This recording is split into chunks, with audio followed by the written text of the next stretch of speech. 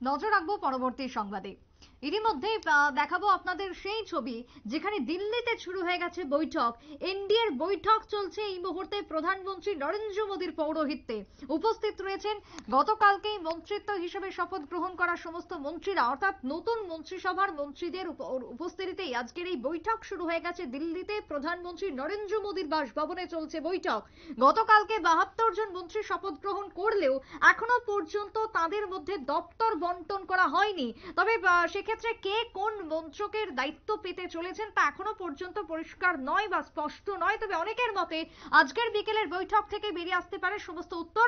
প্রধানমন্ত্রীর বাসভবনে ডাকা বৈঠকে মন্ত্রীদের দপ্তর বন্টন নিয়ে আলোচনা হতে পারে বলে খবর। মোদীর মন্ত্রিত্ব বন্টন নিয়ে চরম ক্ষোভ অন্যদিকে দেখা দিয়েছে এনডিএ সরকারে। ক্ষোভ প্রশমনে কি ভাবছে প্রধানমন্ত্রী, এই মুহূর্তের সব থেকে বড় প্রশ্ন যেটা, অজিত পাওয়ার মন্ত্রী পদের শপথ গ্রহণ না করাই কি চিন্তায় রয়েছে এনডিএ সরকার? অন্যদিকে এনডিএ সরকারের অন্দরের ক্ষোভের উপরে নজর রাখছে রীতিমতো ইন্ডি জোট, অর্থাৎ সমস্ত কিছু পুঙ্খানুপুঙ্খ নজর রেখে চলেছে ইন্ডি জোট। এনডিএ জোটের বৈঠক থেকে শুরু করে এনডিএ জোটের প্রধানমন্ত্রী থেকে শুরু করে এনডিএ জোটের কারা কোন দায়িত্ব পাচ্ছেন প্রত্যেকটা বিষয় খুঁটিয়ে নাটিয়ে খবর রেখে চলেছেন ইন্ডিয়া জোট। তবে সেই জায়গায় দাঁড়িয়ে কথা বলবো, এক্সিকিউটিভ এডিটর নীল রয়েছেন টেলিফোন লাইনে। নীল, এই যে এনডিএর ক্ষেত্রে যে ক্ষোভ আমরা দেখতে পাচ্ছি, তারা কি শুধুই মন্ত্রিত্ব নিয়েই চুপ থাকবেন, নাকি অন্যান্য কোনো দাবি দাওয়া তাদের থাকতে পারে? কিভাবে তারা চাপ সৃষ্টি করবে এই মুহূর্তে নানান রকমের প্রশ্ন উঠে আসছে, কারণ প্রধানমন্ত্রীর বাদবাকি 5টা বছর যে খুব একটা সহজ নয় সেটাই কিন্তু মনে করছে দেশের বিভিন্ন মহল। আজকের বৈঠক থেকে কি সূত্র বেরিয়ে আসবে বলে মনে হয় তোমার?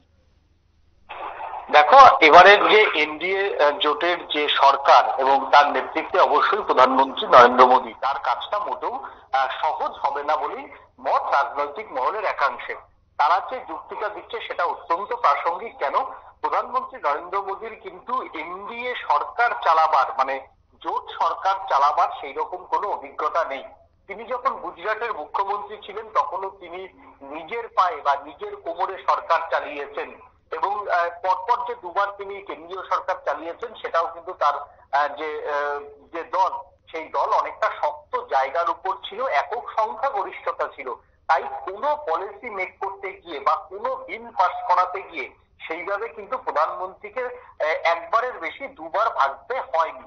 এবার যারা সংসদীয় যিনি মন্ত্রী থাকে তাকে তো বিভিন্ন দলের সঙ্গে সংযোগ রাখতে হয়। তিনি প্রধানমন্ত্রীকে অবগত করেন যে বিরোধী বা এনডিএ জোটের যে শরিক দলগুলি আগেও ছিল তাদের অবস্থান কি। তারপর হয়তো প্রধানমন্ত্রী তার পৌরোহিত্যে একটা বৈঠক করে মানাবার চেষ্টা করতেন। কিন্তু যখনই তার সরকার চলবে অন্য শরিকদের দলের সমর্থনে, শরিক দলগুলি যদি সমর্থন তুলে নেয় তাহলে তিনি গাড্ডায় পড়তে পারেন। এইরকম সিচুয়েশন কিন্তু এই প্রথম ফেস করছেন প্রধানমন্ত্রী নরেন্দ্র মোদী। তার প্রশাসনিক, শুধুমাত্র মুখ্যমন্ত্রী নয়, তার প্রশাসনিক যে এতদিনের জীবন সেটা পিএম এবং সিএম এই প্রথম তিনি ফেস করছেন। আজকে এই মুহূর্তে দিল্লিতে প্রধানমন্ত্রী নরেন্দ্র মোদী গতকাল যে ক্যাবিনেট মিনিস্টাররা যে শপথ নিয়েছিল সেখানে চিরাগ পাসওয়ান, জিতেন রাম মাঝির মতো নেতারাও এই মুহূর্তে এই বৈঠকে উপস্থিত রয়েছেন। খাট্টার থেকে আরম্ভ করে অমিত শাহ সবাই মোটামুটি এই বৈঠকে উপস্থিত রয়েছেন। এবং যেটা জানা যাচ্ছে যে সব থেকে বেশি ক্ষোভ হয়েছে অজিত পাওয়ারের। সামনেই কিন্তু মহারাষ্ট্রে ভোট, আর মহারাষ্ট্রে সব থেকে এই বছর বিজেপি খুব খারাপ রেজাল্ট করেছে, এবং শিন্দে সেনারা যতই মোদীর পাশে থাকুক না কেন উদ্ধবপন্থী নেতারাই কিন্তু বেশি ভালো ফল করেছে। পাশাপাশি কংগ্রেসের ফল সেখানে চমকপ্রদ, বিজেপির ফলও কিন্তু সেইভাবে ভালো হয়নি।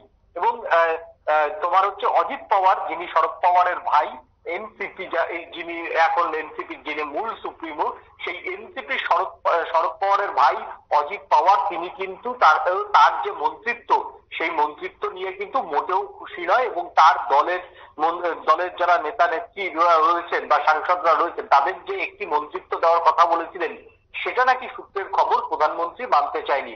তারপরেই কিন্তু এই অজিত পাওয়ারের ক্ষোভ, এবং অজিত পাওয়ার কালকে কিন্তু প্রধানমন্ত্রী শপথ গ্রহণ অনুষ্ঠানে ছিলেন এবং সেখানে তাকে মুখ গোমড়া করেই বসে থাকতে দেখা গেছে।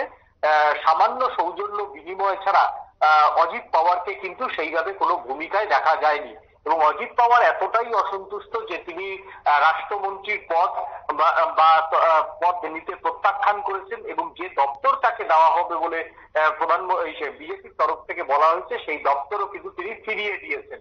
এক কথায় অজিত পাওয়ারের দল কিন্তু এই মুহূর্তে এনডিএ তে থাকলেও আগামী কদিন তিনি এনডিএ তে থাকবেন তা নিয়ে কিন্তু একটা সংশয় রয়েছে। এখন প্রধানমন্ত্রী নরেন্দ্র মোদী বা বিজেপি এই মহারাষ্ট্রের যে নেতা অজিত পাওয়ার তাকে কিভাবে মানায় সেটাই কিন্তু সব থেকে বড় ব্যাপার। কারণ আগামী 6 মাসের মধ্যে তো আর অনাস্থা আনা যাবে না, কিন্তু এই 6 মাসে যদি অজিত পাওয়ার যদি একটা দিল্লির বুকে যদি গুটি সাজাতে শুরু করে তাহলে কিন্তু অবশ্যই এনডিএ সরকার কিন্তু একটা বিপদে পড়বে। তবে অজিত পাওয়ার সমর্থন তুলে নিলে এই মুহূর্তে যে এনডিএ সরকার পড়ে যাবে তেমনটা কিন্তু নয়। অর্থাৎ আবার সেই বিষয়টাই কিন্তু ভেবে অজিত পাওয়ার একটু দূরত্ব বাড়াচ্ছেন, দড়ি টানাটানি করছেন বা স্নায়ুর যুদ্ধের চাপের খেলা খেলছেন বিজেপির সঙ্গে, যে যদি ডিমান্ড করে এবং নিজেকে একটু দূরে সরিয়ে করিয়ে রেখে যাতে জামাই আদর পাওয়া যায় সেই চেষ্টাই কিন্তু করছেন। তবে অজিত পাওয়ারের মতো যারা এমপিরা থাকেন তারা কিন্তু সবসময় সুযোগ সন্ধানী হন, বিষয়টাও কিন্তু বিজেপিকে মাথায় রাখতে হবে। যদি এই সুযোগ সন্ধানীদের কোনো মুহূর্তে ছেড়ে দেওয়া হয় তাহলে কিন্তু বিজেপিকে পরে হাতে পস্তাতে হতে পারে বলে মনে করছেন রাজনৈতিক মহলের একাংশ। তাই আগামী 2-3 দিন দিল্লির মাটি অত্যন্ত গুরুত্বপূর্ণ, কারণ অজিত পাওয়ারের মান কিভাবে ভাঙাবে বিজেপি বা অজিত পাওয়ারকে কিভাবে বিজেপি বসে আনবে সেই দিকেই কিন্তু তাকিয়ে রাজনৈতিক মহলের একাংশ। সুপ্রীতি, একেবারে তাই। ধন্যবাদ নীল তোমায়। অর্থাৎ সেদিক থেকে তাকিয়ে দিল্লিতে যে বৈঠক চলছে তার দিকে যেরকম গোটা দেশের নজর রয়েছে এবং এই বৈঠকের পর কি বেরোবে সেটা হচ্ছে সব থেকে গুরুত্বপূর্ণ বিষয়, যে এই বৈঠকের পর আদৌ কি তাহলে কে কোন দপ্তর পেতে চলেছেন বা সেটাই কি তাহলে স্থির হতে চলেছে বা সেটা কি ঘোষণা হয়ে যাবে, কাদেরকে কোন দায়িত্ব দেওয়া হচ্ছে জানিয়ে ইতিমধ্যে জল্পনা ছড়াচ্ছে ক্রমশ দেশবাসীর মনে। ছোট্ট বিরতির মধ্যে ফিরে আসবো, সঙ্গে থাকুন।